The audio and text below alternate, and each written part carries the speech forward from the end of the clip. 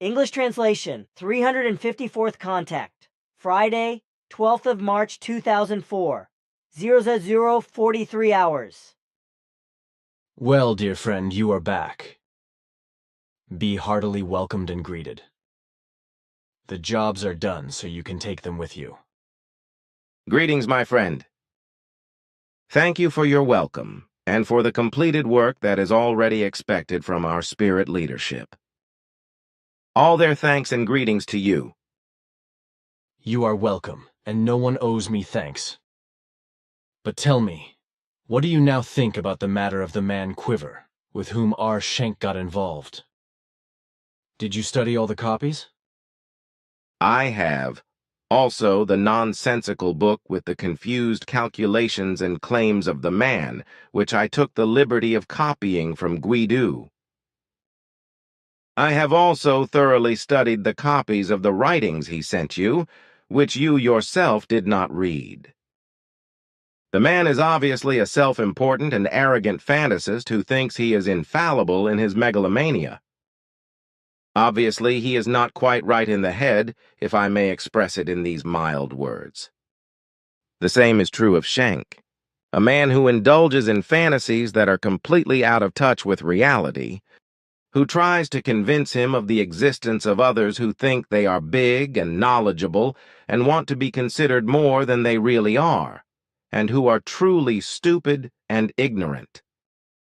All the writings to you and the whole book of the man are nonsensical and devoid of any reality.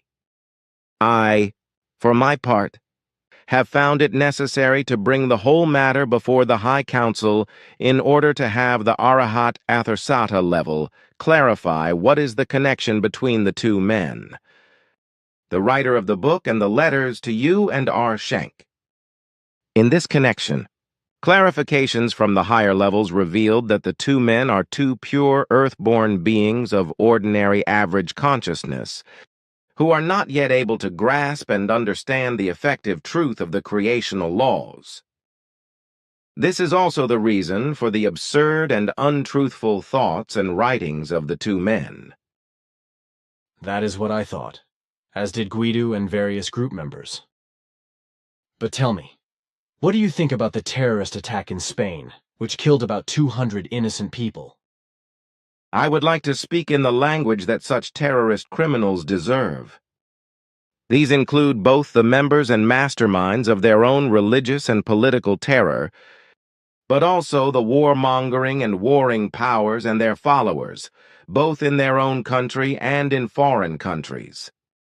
This applies to the criminals of humanity, George W. Bush, Ariel Sharon, Yasser Arafat, the Spaniard Aznar, and the British Tony Blair, as well as the irresponsible powers in Italy and Poland and in other states. But France, Germany, and Switzerland are equally likely to be at risk.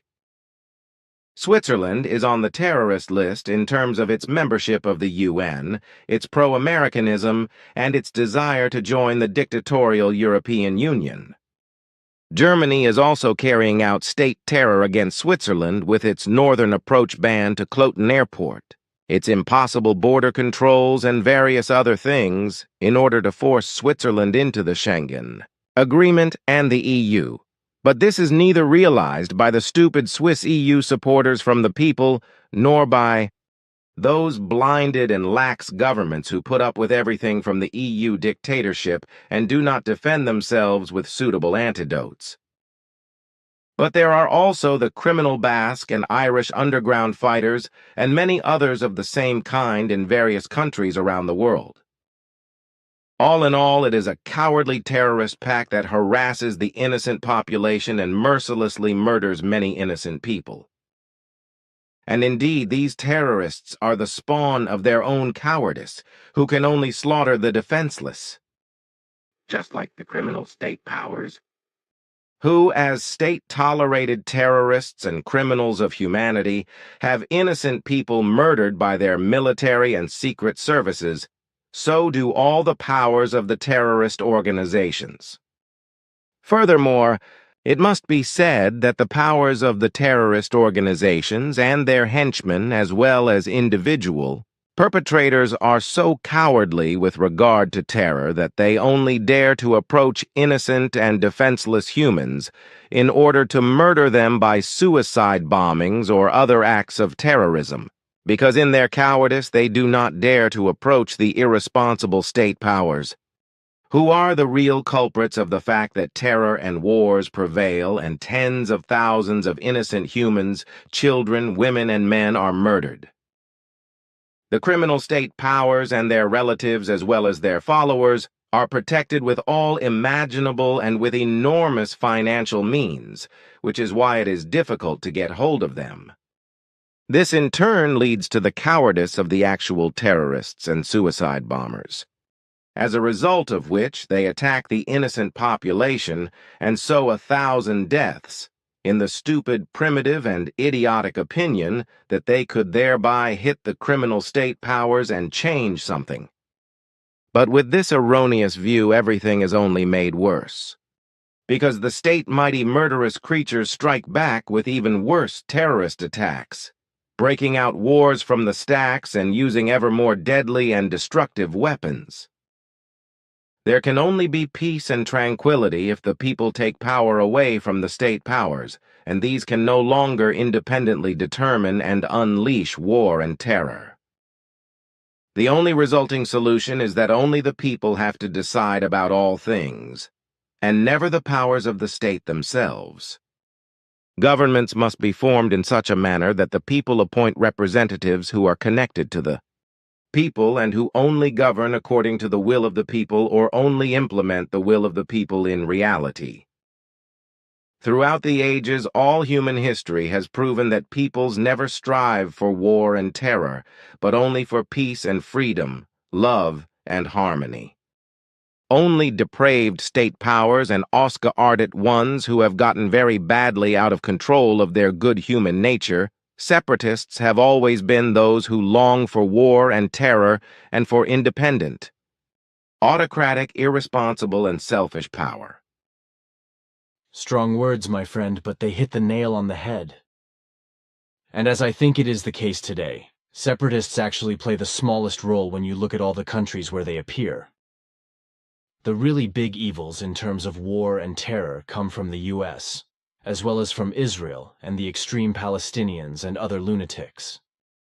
However, even there, it is only those irresponsible elements who wage war and advocate terror who are completely blinded, pathologically of low intelligence, stultified and dim in terms of justice and humanity, etc. So it is all those who are criminal and merciless in their thoughts and feelings, the depraved, and those who have gotten very badly out of control of their good human nature. And the greatest evil in our world is US America, which acts as a world police force and attacks foreign countries in a warlike terrorist fashion in order to bring death, murder, destruction, and annihilation to countless humans and their land, possessions, and property. Although there are many very good and valuable humans in the United States of America, who are against every war and terror, and against every injustice, and also against the death penalty, also in relation to their own government as the originator of all such crimes, they are powerless as a minority. If they speak out and raise their concerns, they will be shouted down, or even have to fear for their freedom or for their lives. But the conduct of all those Americans who are in favor of war, terror, the death penalty, injustice, and the American addiction to world domination, together with their similar government and similar military and secret services, bear the responsibility for the greatest warlike and terrorist evils in the world. They bear the guilt of today's worldwide terror, the guilt of the terrorists' tremendous terrorist acts and the worldwide, widespread hatred against the USA, which also leads to the involvement and killing of many innocent American citizens in terrorist acts. And only when the USA finally withdraws from the world and remains only in its own country, militarily as well as politically, economically and religiously, will there be a certain calm in the world situation, from which one far-off day real peace as well as freedom and harmony among peoples and individuals can then emerge. But this time is still far away, because it is still the case that those who sympathize with the USA, who are good friends with the USA, who cooperate criminally or in any other wise with this state, who tolerate unjust Americans in their own country, who follow the U.S.-American line, who play the same tune, and who provide U.S.-American war aid, are hit by organized terrorism and are called to account. So it can only be that those who completely distance themselves from America's political, economic, and religious, as well as unjust, criminal, inhuman, and irresponsible machinations, will be spared. How right you are in what you say, my friend. I would prefer not to be right. It is just horrible what is happening in this world. Countless humans are full of hatred, unkindness, falsehood, meanness, irresponsibility, envy, lack of compassion, murder, vengefulness, and the desire for revenge. 10 immensely evil, unworthy things that no other evil can equal, although there are many others of them that are also reprehensible. Unfortunately, in their limited intellect, the Earth human in general has not yet matured to such an extent that they really understand true love, true peace, freedom, and harmony. Although humans, in their existence, strive for happiness, joy, and try to avoid pain, suffering, and sorrow, they are not willing to find the way to it and to walk it. They are captivated by their hunt for riches, lust, vices, and pleasures, as well as trapped in their vices and all lowly, unworthy things, although it would be possible for them to free themselves from them and turn to true life and truth. Even within the framework of their limited life experience, the terrestrial human being could achieve joy, happiness, peace, love, freedom, and harmony, build up a positive outlook and mindset, and maintain this throughout their life, if only they wanted to and could free themselves from their vices, which they erroneously consider so valuable. Virtues and all high values are highly important and valuable, and these must be striven for if an effectively positive goal is to be achieved.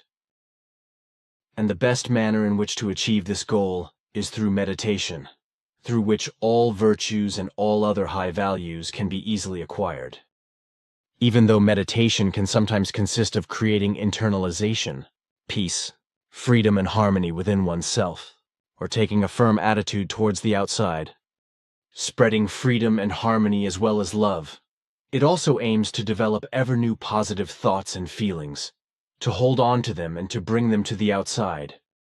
This also means that the person takes himself or herself seriously and is concerned about their physical, consciousness-based, and psychical well-being to a suitable and appropriate degree and in the right framework, but also considers this to be their duty towards their neighbor and towards all fellow human beings and thinks and works for them to the same extent.